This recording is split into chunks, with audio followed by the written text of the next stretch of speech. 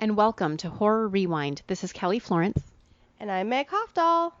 and today we're talking about Squirm. How are you, Meg? Good. I just got a tattoo on my arm, so it's kind of like doing that thing where it like feels kind of tight, you know? It feels pretty good, but it's a little tight, a little hot. It went through some trauma. Here's me crying you a river. No, I'm just kidding. I know the pain and I feel it. And I remember do you have any sort of throbbing or do you feel your own pulse in your tattoo? No, it's nothing that dramatic. Speaking of Squirm, does it feel like worms? Yeah, no kidding. I was just thinking about that X-Files episode where the tattoo comes to life and starts talking to him. Mine's a typewriter, so that'd be kind of a cool story. It starts typing out messages to me or something creepy. I like it. No, it looks amazing. So when I think it will be by the time this episode airs, you will have posted it on social media. So check out Meg's new tattoo. It's beautiful. And shout out to Josh Kirkpatrick at Living Art Studio here in Duluth, Minnesota. He is an exceptional tattoo artist, and we trust no other. Yeah, he's amazing. And yeah, I'm waiting to tell and show my parents my tattoo before I post it. I'm a 35-year-old woman, but I feel like I need to show it to them in person before I post like my new ink. That's so nice. Well, we're talking about this movie Squirm from 1976. And do you remember when I showed you this for the first time? Yeah, I do. I actually do. We were at your house. I mean, this was a million years ago, and we watched it, and I remember screaming at one point when the boyfriend is like in the window with the worms in his face. Yes, and that's the image I remember from this movie more than anything. And it is legit creepy. And I just read that the makeup artist who did this is like an Academy Award winning makeup artist. So I mean, that's why that makeup is so good, because they knew what they were doing. That makes sense, because when I was watching it back now, I was like, for 76, this movie, like the effects and everything were actually pretty good. I mean, considering the budget, you could tell this is a low budget and this is an old movie. But I'm not surprised that that person went on to success. And so this was like a bargain bin find at a video store. I had it on VHS, and I'm just like, oh, this looks cheesy. I'm gonna get it. But then, I mean, and don't get me wrong, there's a lot of cheese in this movie, but for some reason, it's endearing to me. There's something I see that, because there's just something kind of sweet about it. The main girl, she's just sort of like from another time or something, and then her sister in her like patchwork shorts, like it's sort of, yeah, it just comes, it there's an innocence to it, I think, maybe. So apparently it was 36% on Rotten Tomatoes, which, I mean, you can kind of look at this movie from two angles. You can look at it and be like, yeah, it's, it's a typical 70s schlocky movie, but I think that you kind of found like the things about it that make it sweet and unique. Yeah, I think it is sweet. I feel like, again, it's sort of like local theater actors or something, and I don't think anybody went on to be famous, but it was shot over 24 days in Georgia. The song in the beginning, do you remember the song and the lyrics? And they play it again at the end. It's like, na na na. It's really, really cheesy. They are using stock footage, and I love every detail of the house decoration, like this girl's house. Oh, yes. And I do want to mention, I looked up the guy, and he is a director now, and he directs, his most recent was he directed episodes of Unbreakable Kimmy Schmidt and like a bunch of other, like 30 Rock and a bunch of shows. So it's nice when people can say, maybe acting isn't for me, but still be in the business. No, that's great. And Unbreakable Kimmy Schmidt, shout out to that show. We freaking love it, and it ended brilliantly. Yeah, it was so good and well done. I love that show. So the guy, speaking of this guy, I'm assuming this is the guy who's the director now, riding on the Greyhound bus, coming to see this girl, It's so funny because he's like this big city boy, in quotation marks, and coming to this small town. And the Greyhound bus, Meg, have you ridden a Greyhound like for a substantial trip? No, I have never had the pleasure. Oh, I only did one major Greyhound trip. It was from Idaho to Minnesota, and it takes a long time because you stop so many places. It took over 24 hours. You can't shower. I mean, there's literally people brushing their teeth and like washing their armpits in like gas station sinks when the bus stops. And bless your hearts, Greyhound riders, because that's a haul. That's just a lot of humanity all at once. Like that would be a good horror movie that takes place on a Greyhound bus. Yes, like you have to be on the bus and there's no good place to get off. Like somebody's running away from something, and the real horror is who's getting on, who's getting off. I also saw a woman blow drying her vagina, like one of those hand dryers. She was right in there. She had done a little sink wash and she was getting her blow dry done. You know, sometimes you need a blowout. God. So, I love that this city boy, again, he's like, oh, where's the men's room? Like out in nature, just to prove what a city boy he is. And I think it's sort of funny. Like I would hate it if that was like a real person saying that, but I love it that it's his character. Yeah, he's I liked the whole city coming to the country thing. It was funny. And he also taught me what an egg cream was. I remember seeing that the first time, and I had heard the words before, but I didn't know, and he explained in detail to the quote unquote dumb country people what it was. So it's kind of funny.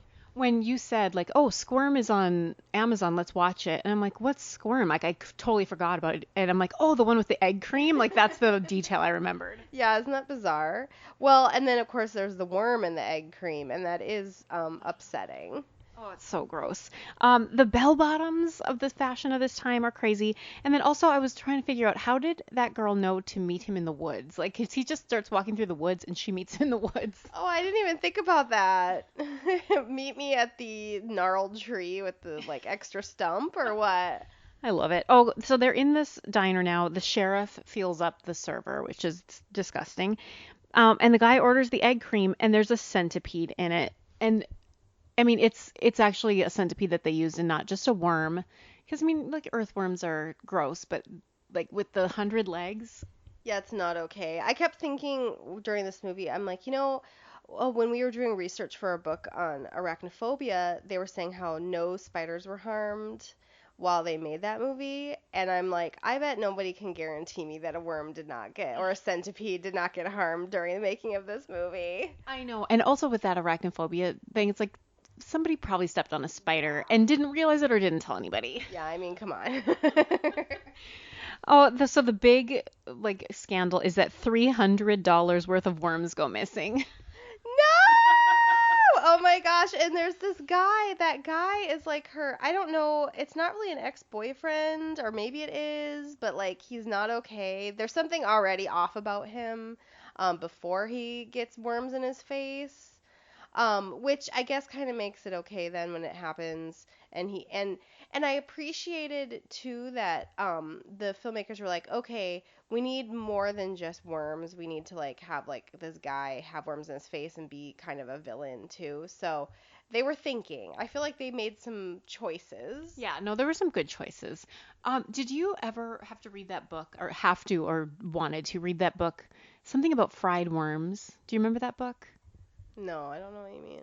It's a kid's book, something about fried worms. But I remember in the 6th graders every year at my school would read this book about fried worms, and then they would fry worms and eat them like in front of the whole school, like on this day in the spring every year.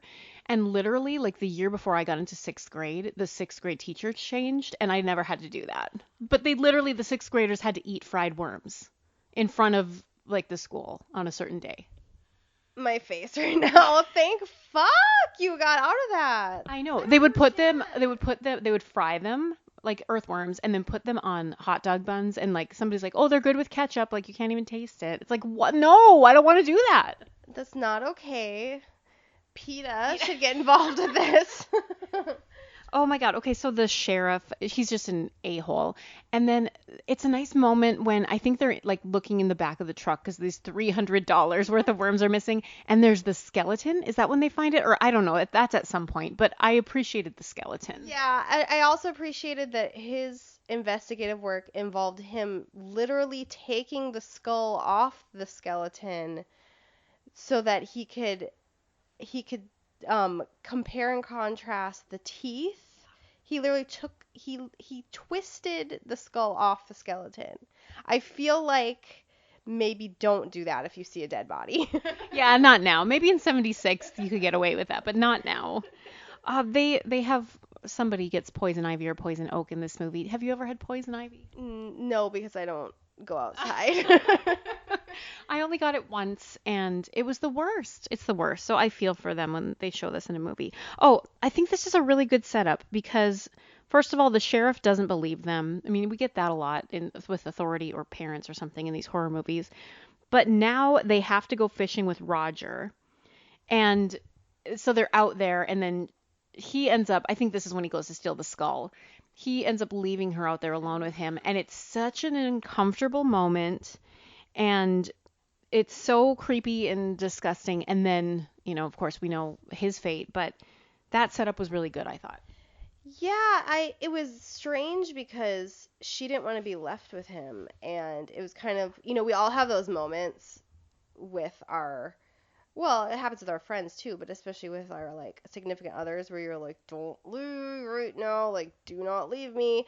And maybe there's a miscommunication. I think in this movie he was just like, well, I'm just gonna leave her here, and it's not a threat. But then he ended up being very threatening, and it was scary. And as a woman, it was kind of that was a really scary part for me. He was rubbing his nipple, if you remember that, and um. Oh, if that guy had left me on the boat with Roger, I would have murdered him. Like the guy, my friend or boyfriend or whatever. Yeah, don't leave me. He was so nasty. And then of course he tries kissing her, or he does kiss her, and it's all rapey. And then thankfully she's saved by the worms. So the worms helped out in that moment.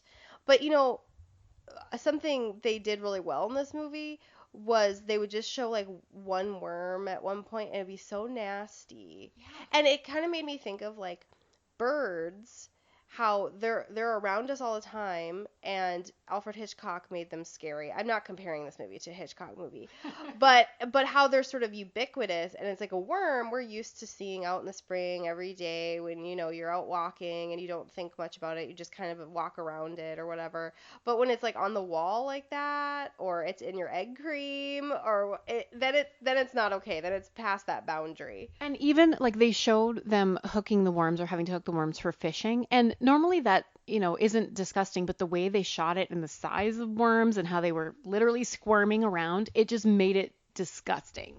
Yeah, I mean, and of course when we get to the climax of the movie and there's so many worms, and sometimes it just takes pure volume of something to be gross.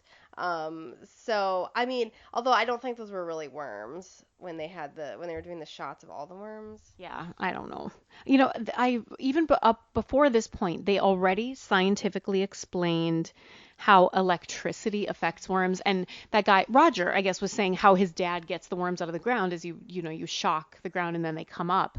And so there's that scientific explanation. Like there was the big thunderstorm and this is what's happening. So, speaking of just worms coming out of places, the shower head, when they're coming out of the shower head. Oh, yeah, it's sort of like she doesn't see, and then they're like kind of squirming out. And if you had seen that, like if that was real, oh my God, that would be, I mean, you wouldn't be afraid for your life, but you would be really grossed out and disgusted. But I do like how they established that these like fuckers bite, so, and then of course when they go on the guy's face, then you know how serious this is. I love like thinking about the filmmaking and how someone was probably just tossing worms off camera like onto people. That's hilarious. Yeah, in this movie, I mean, because of what it is, it's sort of easy to picture all those things. Yeah. So my favorite shot in the whole movie is definitely Roger peeking through the window. I mean, and he's not even peeking. He's being like lifted up on a swarm of like a wave of worms. And it's unexpected. I think this is when you screamed because she's just shot and it's not like you expect him to be there, but he's just there like dead eyes. Yeah, it's a really good shot. I mean, and the thing with this movie, there's a lot of like there's a lot of talking. There's parts where I would get kind of bored because there's just a lot of conversation and dialogue, and you're like, give me the worms. So you just aren't expecting it at that moment, and so that's well done. Yeah, I like that. So by the time they get to this end scene, it feels very Night of the Living Dead, where they're stuck in this house and you're wondering, how are they gonna board it up? Are they gonna get out? They keep sheltering the mother from the truth of everything. Did you notice that? Yeah, it's like, don't tell mom about the worms. She can't handle the truth. And I like how the lead guy, they have him being shirtless. And he's just a regular dude. Like, he's no Adonis. He definitely, like, didn't work out for the movie or anything. He's just a guy without a shirt on. That was nice. Yeah, we appreciate to gaze upon, a dork from New York. Him discovering all the worms in the house, I wrote down. Like, does he open the door and they're just all of a sudden there? I don't remember. I mean, a lot was going on. There was just a lot of worms all of a sudden. Then the thunder, I think it was a thunderstorm, so then they were just going nuts. And then the like shots of all the worms, like I said, I think it was more like cord that was getting cut or something like that. It wasn't actually even worms, but I understand their worm budget. They only had $300 for their worm budget. Are you ready? I wrote down the words to the song because the song came again, and I'm going to sing it, and hopefully we don't get sued by ASCAP, but it's like, I can hear the dark if I listen hard. That's the sound. That's the song, and that's the lyrics. Wow, it makes me think of worms. That's the viewpoint of the worms. Yes. Down burrowing. Yes. Okay, Roger emerges from the sea of worms and he takes a chomp at our hero's leg. Oh, I forgot about that. Ew. Yeah, he's all like infected by worms. See, they needed to play on that more. I think they should have had more people infected by worms and they're like worm zombies or something. Yes, I love that idea. Like they're parasite type things and they're, yeah. I mean, listen, there's a whole Squirm universe we could create. So I just have to say I enjoy this movie, or I enjoyed it more than I thought I would from memory. And I enjoy it more than the quality of the movie itself, if that makes sense. Like, I know it's not a great movie, but I freaking enjoy it. Well, and I think that's what's so fun about Horror Rewind is like figuring all this out, because you could take a movie like this and look at it and it's like, I mean, there are odd editing choices, the acting's not great, like all those things, but it's not like you add those together and then come up with a number and then that's how much you enjoyed it. There's things that are like inexplicable that you can't really say why, or like, it's not this formula of good filmmaking equals a movie I enjoyed. You know what I mean? So I think that's cool. I think it's neat that you can take a movie like this and say, you know what? I really enjoyed watching it. Doesn't matter. Yes, I agree. Now, do you have any experiences with worms? Like, have you gone fishing and had to hook a worm on a hook? I mean, I've gone fishing and I made somebody put the worm on the hook for me. I just don't. I mean, I guess I'm pretty predictably girly, I guess, in that situation. I don't like bugs. I don't want to touch them. I've never had any interest. And if I see a worm, I do remember I think it was kindergarten, somebody cutting a worm in half, and I felt upset about it. Like, I didn't want that to happen. I felt like it was a living thing. But also looking at it and being interested in what would happen and stuff. But I haven't woken up to a worm on my face or anything. Oh, yuck. Yeah, no, I don't have any worm stories. I mean, I think I would like pick them up off the sidewalk after it rained. Like, I wouldn't be afraid of them, but I wasn't like seeking them out. No, where I grew up in British Columbia, we would get really big, huge slugs on the sidewalk, like huge slugs, and those would kind of gross me out. I mean, just because if you step on it, like it makes a sound, like yeah. So, um, if there was a worm in something I was eating or drinking, I would never eat that thing again, probably. Like. Think about that. Like, I just don't think I could get over, like, the mental, like, you know? Yeah, no. And like the centipede thing, I mean, I know that's not, I don't think it's technically a worm, but whatever. I mean, I'm going to give this movie, like, some leeway there. But, yuck, how they move? I know, again, well, when we were doing the research on arachnophobia, and they were saying, like, what disturbs us, and it's the way spiders move, and it's the same with worms, and then there's the snake, and they're so opposite of how we move. Like, think about a person moving that way.